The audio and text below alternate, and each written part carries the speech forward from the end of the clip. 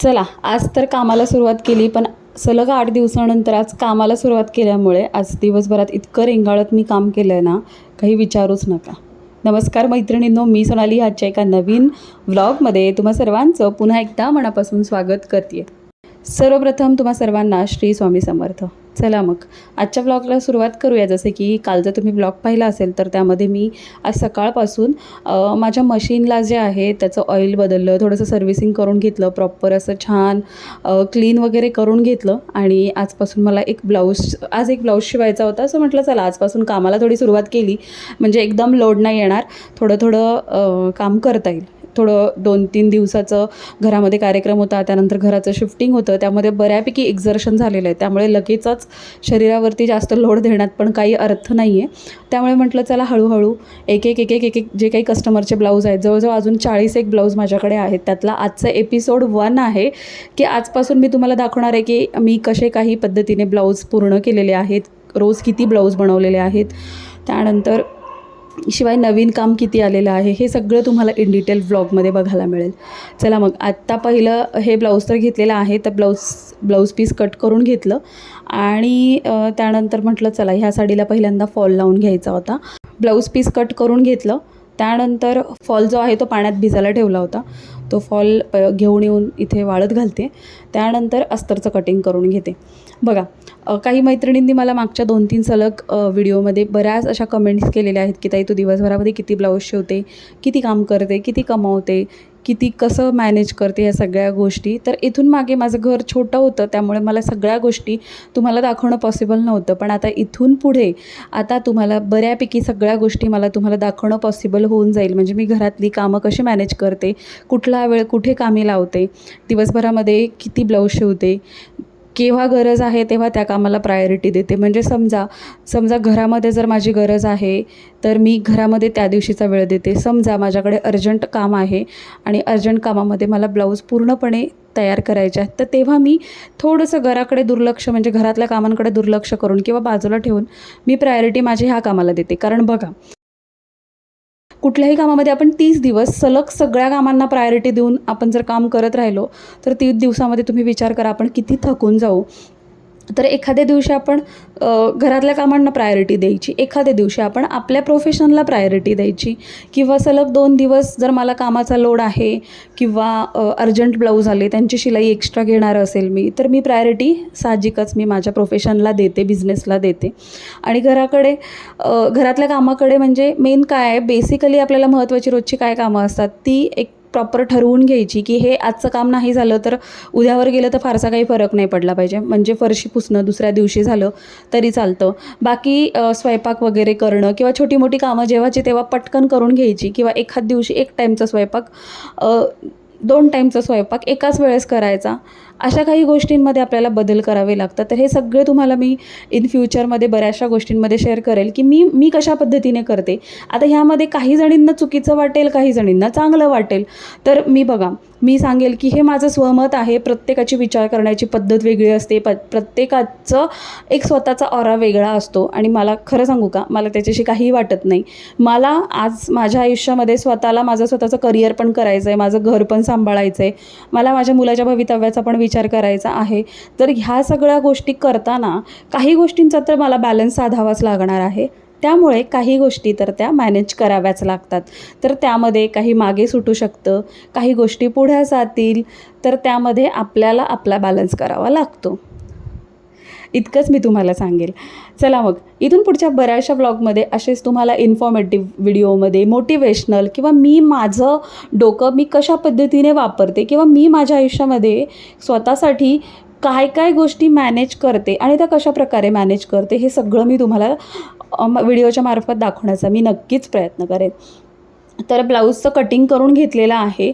ब्लाऊजचं cutting करून झाल्यानंतर पटकन असं फॉलसुद्धा इस्त्री करून घेतलं. मध्येच माझ्याकडे एक कस्टमर आली जिने परवा दिवशी माझ्याकडे एक ब्लाऊज दिलं होतं, पण तिने ना ब्लाऊज मापाला आणताना कटोरी ब्लाऊज मापाला आणलं होतं. तर तिचं असं म्हणणं होतं की मी तुला प्रिन्सेस कटच दुसरं ब्लाऊज देते की जे मी शिवलेलं आहे आणि ते खूप छान फिटिंगला बसलं आहे. आणि जसं की तिने बघा इथे डिझायनर साडीवरचंच ब्लाऊज दिलं होतं. सो ती म्हटली हे सुद्धा मला प्रिन्सेस शिवायचं आहे. तर ती स्वतः म्हटली की थांब मी तुला ना दुसरं ब्लाऊज आणून देते, ते ब्लाऊज मला खूप छान बसलं आहे आणि त्याच पद्धतीने शिव आणि ते तू शिवलेलं होतं. त्यामुळे मग तिने काय केलं, मला दुसऱ्या दिवशी परत ब्लाऊज आणून दिलं. सो ती माझ्याकडे आली होती, मला तिला दाखवणं पॉसिबल नाही झालं. तेवढ्यात बराच थोडासा वेळ गेला, अर्धा पाऊण तास गेला, आम्ही दोघीजणी गप्पा मारत बसलो. त्यानंतर मग इथे फॉल पण सुकला होता. म्हटलं चला अगोदर ना साडीला फॉल लावून ठेवून द्यावं, म्हणजे एक साईडला होऊन जाईल. मग ब्लाऊज पूर्ण स्टिच करून घेतल्यानंतर थोडासा मला आराम पण करता येईल, कारण दुपारच्या वेळात ना आता नको वाटतं मशीनवरती काम करायला. आणि अजून मला थोडंसं एक्झर्शन आहेच कामाचं, म्हणजे जसं की खूप दगदग झाली माझी, घराचं शिफ्टिंग, त्यानंतर ह्या घरामध्ये आल्यानंतर बरंचसं सामान लावणं, पूजा, बऱ्यापैकी असं बरंचसं एक्झर्शन झालेलं आहे. ते एक्झर्शन आहेच, त्यामुळे मग मी फार लोड नाही घेते, दुपारी थोडासा आराम पण करते. साडीला बघा मी फॉल इस्त्री करून घेतला आणि लगेचच साडीला फॉल लावून घेतला. आता मी नेहमीच तुम्हाला सांगते, माझ्याकडे उषा जनेमो वंडर स्टिच मशीन आहे, ज्यावरती मी साडीला फॉल लावते.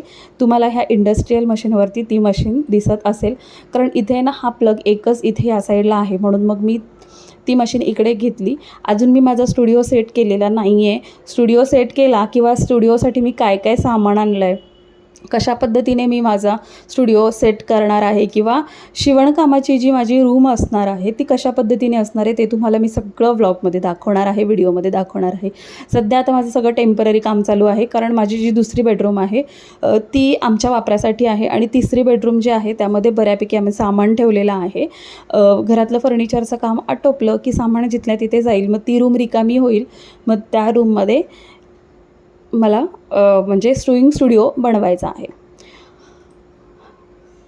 तर आता हे ब्लाऊजचं पीससुद्धा मी कट करून घेतला अस्तरप्रमाणे, आणि त्यानंतर ब्लाऊज स्टिच करायला बसलेले आहे. तर खूप दिवसानंतर ब्लाऊज स्टिच करायला बसले. आज मशीनची थोडीशी सर्व्हिसिंग वगैरे केली, त्यामुळे पहिल्यांदा स्वामींना आणि माझ्या मशीनला, लक्ष्मीला माझा नमस्कार केला, कामाला सुरुवात केली.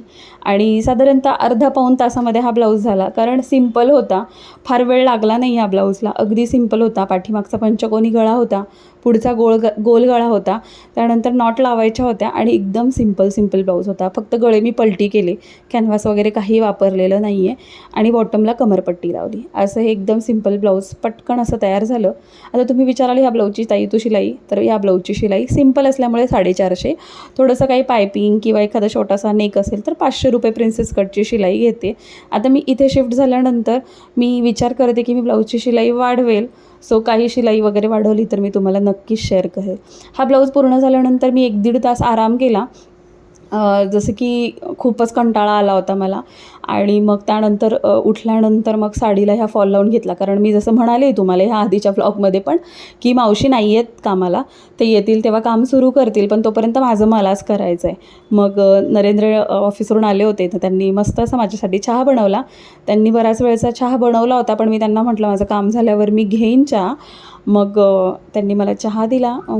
थोडा वेळ हॉलमध्ये येऊन मी त्यांच्याशी गप्पा मारल्या, आणि त्यानंतर पुन्हा मग मी रूममध्ये गेले आणि साडीला तर फॉल लावला होता, इस्त्री वगैरे करून ठेवली. त्यानंतर हे ब्लाऊज घ्यायला कस्टमर येणार होती तासाभरामध्ये, पण मला बाहेर जायचं होतं.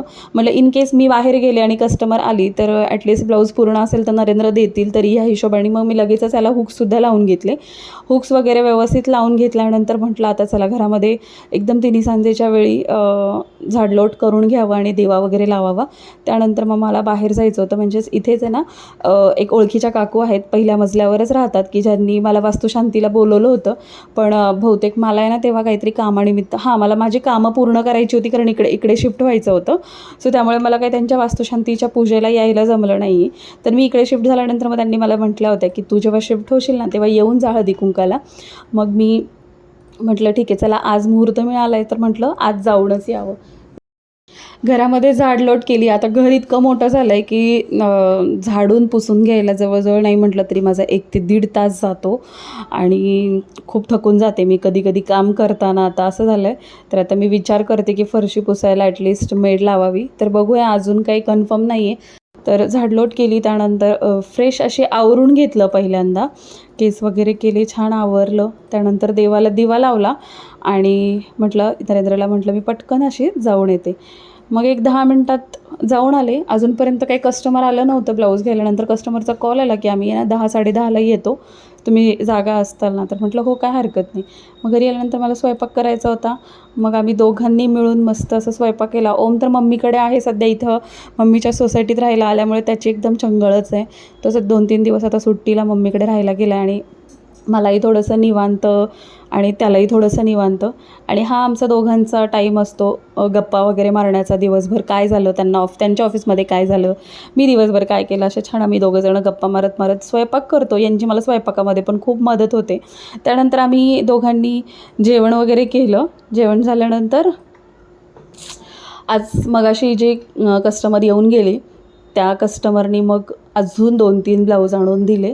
तर ते मी चेक करत होते की काय काय दिलं आहे, कशा कशा पद्धतीने दिलं आहे. आणि प्रत्येकीचं वेगवेगळं होतं. तिघींचे ब्लाऊज आले होते आज शिवण्यासाठी. तर प्रत्येकीचे वेगवेगळे ब्लाऊज होते. तर ते वेगवेगळ्या पिशव्यांमध्ये ठेवून मी त्या पिशव्यांवरती नावं वगैरे टाकून घेतली. कारण मेजरमेंट वगैरे घेतले होते, कोणता ब्लाऊज कसा शिवायचा ते सांगितलं होतं कस्टमरने. पण एकदा कस्टमर गेल्यानंतर पुन्हा हे सगळं शॉर्टलिस्ट करावं लागतं.